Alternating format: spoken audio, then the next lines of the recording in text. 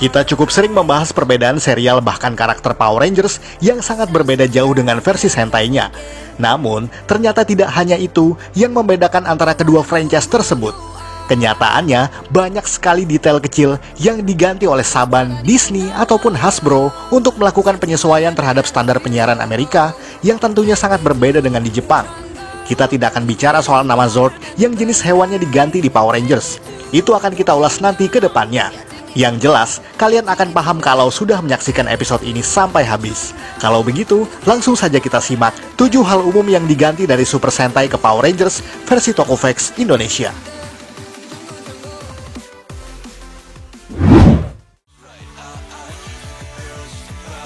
Peluru menjadi laser. Kita semua pasti memperhatikan soal ini, di mana jika ada persenjataan pistol versi Jepang yang mengeluarkan projectile berupa peluru, hal itu akan diganti pada versi Amerika. Ya, di Amerika Serikat dan wilayah Amerika Utara lainnya, seperti Kanada contohnya, hal-hal yang berkaitan dengan peluru memang masih sangat sensitif, terutama bagi acara anak-anak. Maka dari itu, beberapa projectile peluru di Power Rangers akan diedit sedemikian rupa sehingga menjadi laser. Sebagai contoh, di Tokusho Sentai Deka Ranger, Six Ranger yang bernama Deka Break bisa mengeluarkan gerakan cepat menangkap lesatan peluru saat pertama kali muncul. Dan pada versi Power Rangers SPD, footage yang sama diedit sehingga Omega Ranger menangkap peluru yang lebih bercahaya untuk menyamarkan aspek peluru tadi. Hal yang sama juga dilakukan di Power Rangers Super Mega Force, di mana senjata Super Mega Blaster dibuat mengeluarkan sinar laser, yang tentu saja berbeda dengan Gokaigan dalam versi Gokaiger, yang tentunya mengeluarkan projectile peluru. Tentu saja, banyak contoh lain dalam kasus yang sama di beberapa season lainnya. Atau yang lebih nyata adalah penggunaan karakter Filamax dalam Lost Galaxy, di mana senjatanya diganti menjadi pedang. Tidak seperti versi Gingaman, yakni Sambas, yang merupakan penembak brutal. Maka dari itu, tidak ada footage Jepang untuk karakter Filamax tersebut pada season ini.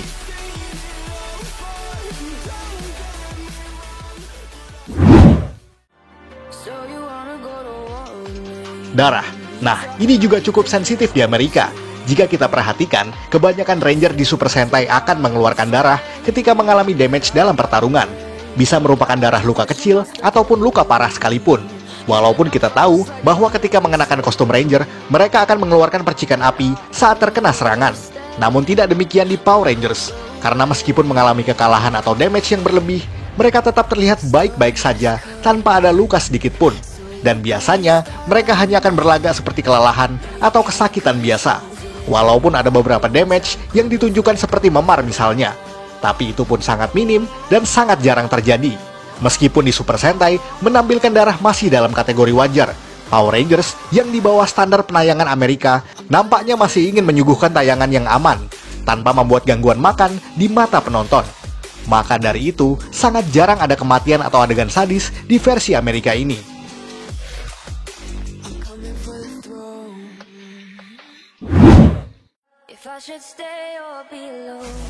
Segalanya harus berhubungan dengan alien. Ya, ini dia hal yang selalu terkait dengan Power Rangers, yakni alien dan juga luar angkasa.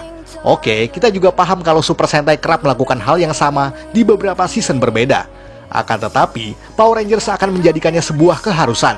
Pada era awal pun, Mighty Morphin Power Rangers hingga Lost Galaxy selalu mengkaitkan segalanya dengan alien ataupun unsur mistikal dari planet lain. Walaupun di Super Sentai, versi aslinya memiliki keterkaitan yang minim dengan luar angkasa tersebut, atau bahkan tidak sama sekali. Namun di beberapa season setelahnya, mereka mencoba lebih variatif agar tidak monoton dengan elemen luar angkasa melulu. Kita pun tentu paham, sebab sejak awal, kekuatan Power Rangers didapat dari teknologi planet Eltar, sehingga unsur tersebut tidak mudah dilepaskan begitu saja, meskipun season berjalan terus dengan tema yang berbeda. Namun di era modern sekalipun, kebanyakan season Power Rangers selalu mengkaitkan lagi dengan luar angkasa, seperti Dino Charge, Ninja Steel, dan juga Dino Fury. Walaupun season Jepangnya tidak melakukan hal serupa. Hal tersebut dilakukan sebab anak-anak sangat menyukai luar angkasa dan juga alien, yang notabene lebih mudah mereka pahami.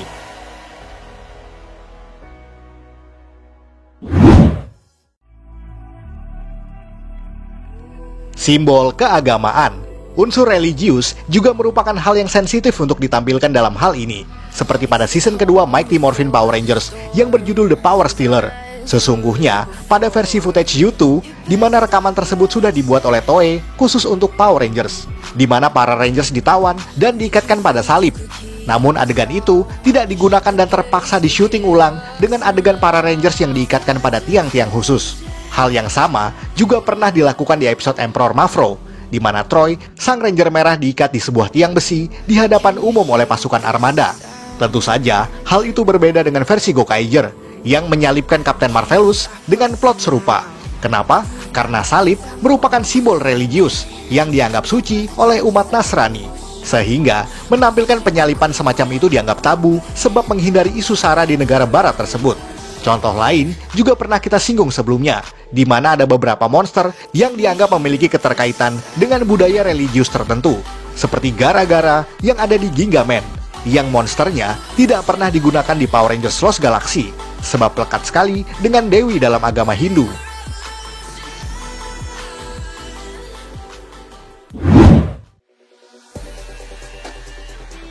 Rock Mini. Ya, jarang kan melihat ada Power Ranger wanita yang mengenakan pakaian casual atau seragam dengan bawahan berupa rok mini. Tidak seperti Super Sentai yang kerap melakukannya.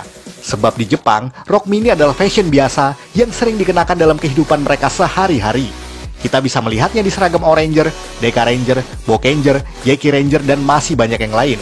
Yang tentunya menampilkan kostum rok mini untuk para Ranger wanita. Tetapi tidak dengan Power Rangers. Di season Amerika ini, memang sangat jarang menampilkan pakaian civilian yang berupa rok tersebut. Meskipun dalam kehidupan sehari-hari mereka, di luar kostum Rangernya sekalipun. Seragam Deka Ranger dan Bokanger yang mengenakan bawahan semacam itu pun diganti menjadi celana panjang untuk para Ranger wanita pada versi Amerikanya. Sebab, selain lebih fleksibel dalam gerakan, tentu saja untuk menghindari tersingkapnya rok tersebut saat melakukan adegan tertentu. Tapi di beberapa contoh langka, kita bisa melihat adanya Ranger wanita yang menggunakan rok sebagai pakaian harian mereka. Seperti Ashley di beberapa episode kemunculannya, atau Lily Chilman di Power Rangers Jungle Fury yang menggunakan seragam rok, walau dilapisi semacam legging atau stocking hitam.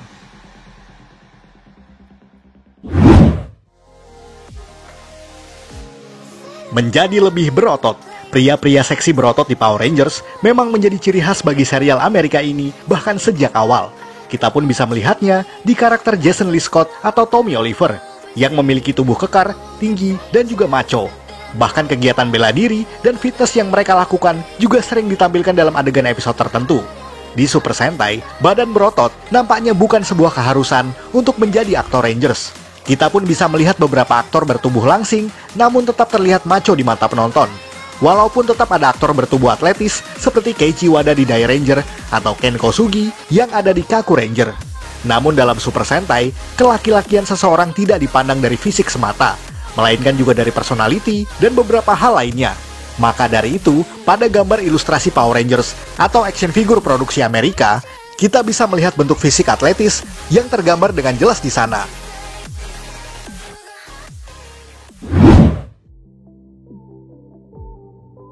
Kostum musuh yang dianggap sensual. Oke, kita pasti paham kalau beberapa musuh wanita di Super Sentai seperti Zonet, Shibolena, Shelinda, dan masih banyak yang lainnya memang menggunakan kostum seksi yang sangat terbuka. Sehingga mungkin tidak bisa digunakan pada versi Power Rangers, terkait dengan masalah sensualitas yang memang dianggap tabu untuk acara anak-anak. Tapi percayakah Anda, kalau ada juga beberapa lagi yang diganti detailnya sedikit? Tentu saja untuk mengurangi kesan sensual tersebut, hanya saja jarang disadari oleh para penonton. Misalnya kostum Capri yang ada di Power Rangers Ninja Storm, yang belahan dadanya ditutupi agar tidak sesensual yang Wendinu kenakan di Ninpu Sentai Hurricaneger. Ada pula kostum Vankuria yang ada di Magi Ranger, yang bagian dadanya berwarna emas, kemudian diganti dalam versi Mystic Force dengan menyamarkan warnanya agar tidak terlalu terekspos. Hal serupa juga digunakan pada Camille di Power Rangers Jungle Fury. Jika kalian perhatikan, mata bunglon yang menjadi aksen payudaranya dibuat berwarna hijau setara dengan warna sekitarnya. Tentu saja berbeda dengan Melee yang ada di Geki Ranger, yang bagian tersebut kontras menunjukkan mata bunglon seperti aksen bra pada payudaranya. Musuh lain bernama Jellica juga sama seperti itu. Jika kita perhatikan, untuk versi Geki Ranger yang bernama Rageku sedikit memperlihatkan bagian bawah payudaranya, yang kemudian ditutupi secara penuh pada versi Amerikanya.